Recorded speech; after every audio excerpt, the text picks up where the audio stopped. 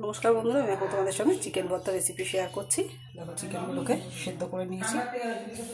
তার জন্য যা যা মশলা লাগবে: ধনে গুঁড়ো, জিরে গুঁড়ো, গরম মশলা, কাশ্মীরি লঙ্কার গুঁড়ো, লাল লঙ্কার গুঁড়ো, টমেটো, আদা, রসুন, পেঁয়াজ।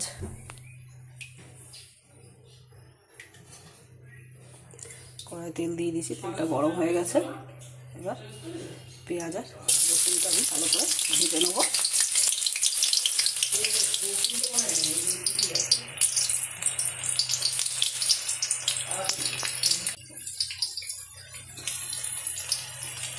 বেশ কিছুটা টমেটো দিয়ে দিচ্ছি, দিয়ে দিলাম মশলা, কাঁচা লঙ্কা দিয়েছি, লাল লঙ্কা অল্প একটু দিচ্ছি, ধনে গুঁড়ো, গরম মশলা, কাশ্মীরি লঙ্কা দিয়ে মশলাটা ভালো করে ভেজে নেবো। মশলাটা কষে গেছে, চিকেনটা এই করে দিয়ে দিচ্ছি।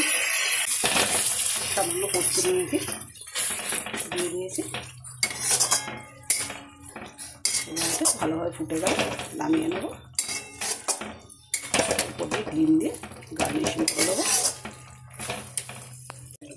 চিকেন ভর্তা অলমোস্ট কমপ্লিট। আমার চিকেন ভর্তা রেসিপিটা আমাদের কেমন লাগলো অতি অবশ্যই জানিয়ে। Thank you dear. এটা খুব সিম্পলভাবে করেছি।